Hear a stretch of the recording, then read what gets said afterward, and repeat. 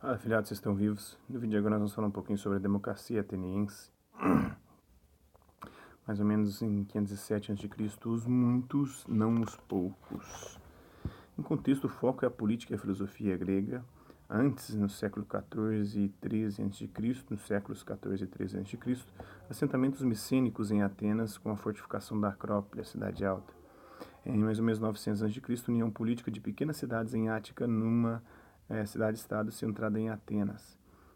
Em mais ou menos 590 a.C., as reformas de solo abrem a máquina política de Atenas a todos os cidadãos, independentemente da classe. Depois, em 86 a.C., Atenas é saqueada pelos romanos liderados pelo general Sulla. Em mais ou menos 50 a.C., começo do movimento romano de valorização da Grécia. Então, o movimento de valorização da Grécia, Atenas torna-se o foco dos benfeitores imperiais. Em 529 d.C., o imperador cristão Justiniano fecha a escola de Platão e expulsa os estudiosos pagãos. O termo democracia vem das palavras gregas demos, que pode ser traduzida por povo, uma das traduções possíveis, e kratos, que quer dizer poder. A democracia que se desenvolveu na antiga Atenas, por volta de 507 a.C., e floresceu em sua forma mais pura entre 462 e 322 a.C., mesmo com algumas interrupções, como esse vídeo está acontecendo aqui, né? Ofereceu o modelo para aquela que se tornou a forma dominante de governo no mundo. Em 2015, 125 dos 195 países do mundo eram democracias pelo voto. A democracia de Atenas, no entanto, diferia de sua forma moderna, refletindo a história de Atenas e dos estados guerreiros daquela época. Os oligarcas e hoplitas, depois do caos das trevas grega, um período posterior ao desmantelamento da civilização micênica, cerca de 1100 a.C., que durou até quase o século IX a.C., a maioria das novas cidades-estados se tornou oligarquias, onde os nobres poderosos monopolizavam o governo e serviam a seus próprios interesses. Em Atenas, o Areópago, um conselho e tribunal feito de homens de berço aristocrático, controlava a máquina do Estado, indicando autoridades e servindo de corte civil, enquanto os da classe mais baixa, os tétis, eram excluídos das decisões.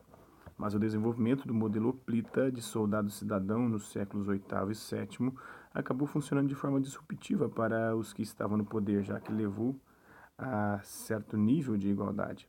Os hoplitas eram homens de artilharia pesada, quase todos cidadãos livres, cuja tática primária era a falange, uma formação militar na qual os soldados ficavam em pé em fileiras muito compactadas e o escudo de cada soldado protegia o hoplita à sua esquerda.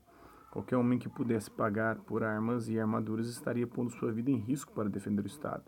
Como resultado, surgiu um tipo de classe média que declarava que o serviço militar deveria garantir a plena cidadania e a representação política.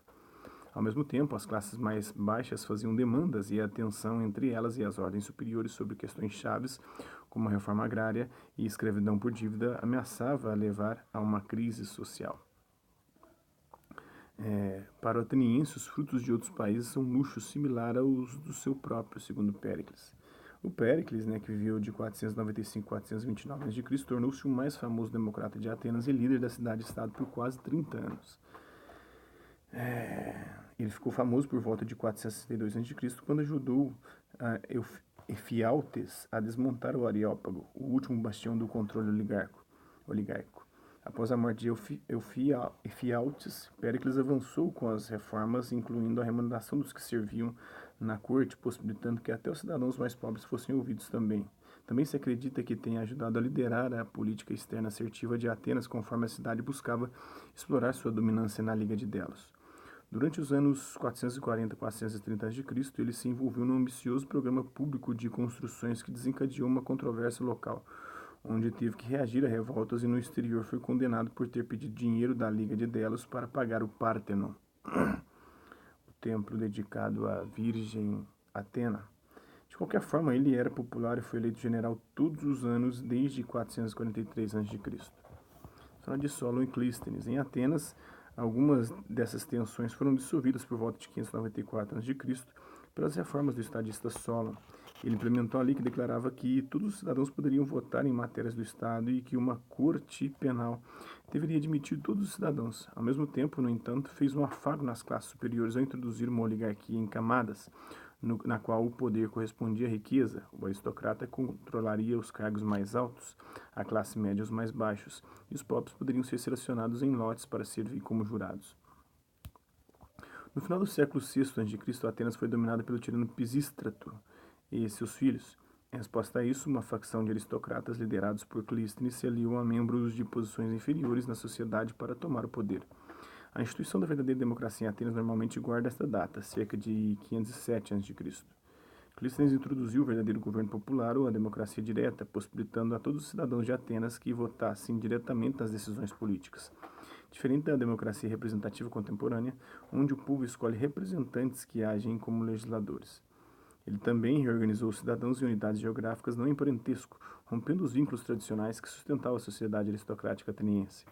E estabeleceu o sorteio, a escolha aleatória de cidadãos para posições governamentais, não mais sendo escolhidos por hereditariedade. Além disso, reestruturou a Bulé, um concílio de 500 que redigia algumas leis e propunha outras para a Assembleia dos Votantes, a Eclésia.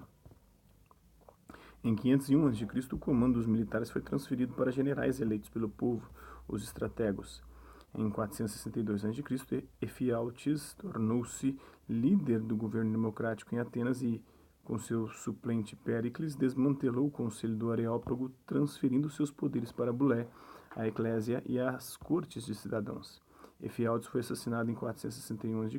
e Péricles assumiu a liderança política, tornando-se um dos mais influentes governantes da história da Grécia Antiga. Ver também outros conteúdos relacionados: o Código Jurídico de Hammurabi, o Palácio de Knossos, as Guerras Médicas, as conquistas de Alexandre o Grande, as Guerras do Peloponeso, a queda de Constantinopla, o Párteno, construído entre 447 e 438 a.C., como um templo dedicado à deusa Atena, a Virgem Atena. Párteno quer dizer sempre virgem, né? Depois esse nome vai ser associado a Maria, na religião cristã, talvez para pegar um pouco dessa Atena de Minerva, depois ela que vai ser a Minerva na mitologia romana. Costuma ser visto, a deusa da sabedoria e da guerra, costuma ser visto como um símbolo da democracia e da civilização ocidental. A aristocracia oligárquica monopoliza o poder em Atenas, monopolizou, né? Os agricultores pobres acabaram virando escravos por dívida, o que causou um grande ressentimento. Os hoplitas da classe média obtêm sucesso militar, levando ao desejo de representação. A pressão por mudanças foi forte, né? As limitadas reformas políticas de Solon fracassaram em satisfazer as demandas das classes baixa e média. Pisístrato efetuou então reformas econômicas, mas não conseguiu satisfazer as contínuas demandas por reforma política. Clístenes implementou a democracia e outras reformas, criando um governo mais igualitário. Uma democracia perfeita, será que era a grega, a ateniense? Agora Atenas tinha uma genuína democracia direta, mas muitas pessoas não podiam participar do sistema, já que não eram considerados verdadeiros cidadãos. Os direitos políticos eram restritos aos homens adultos de Atenas. Mulheres, estrangeiros e escravos estavam excluídos. No século IV a.C., dos mais de 300 mil habitantes de Ática, a região da Grécia controlada por Atenas, somente 30 mil, ou seja, 10%, realmente votavam. Em teoria, homens tornavam-se eleitores aos 18 anos, mas, como quase sempre tinham 2 anos de serviço militar, não entravam no rol do concílio até completarem 20 anos e não atingiam plenos poderes políticos até chegarem aos 30.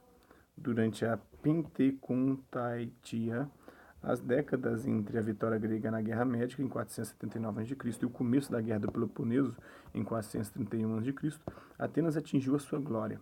Em 447 a.C., Péricles apropriou-se do tesouro da Liga de Delos, a confederação anti-persa, que havia se tornado um fantoche da hegemonia ateniense, para construir um magnífico templo, o Párteno, no monte conhecido como Acrópole, no monte, na cidade alta.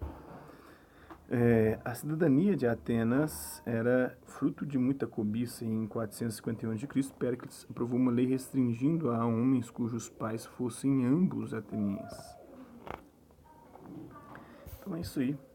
Espero que vocês tenham gostado do vídeo. Quem curtiu, dá um like. Quem não curtiu, dá um dislike. Quem se interessar pelo conteúdo do canal, é só se inscrever, ativar o sininho e aguardar os próximos vídeos e as próximas notificações. Deixe também os seus comentários, dizendo o que você tem achado dos vídeos, sugestões de temas e assuntos para serem abordados em vídeos posteriores. É isso aí.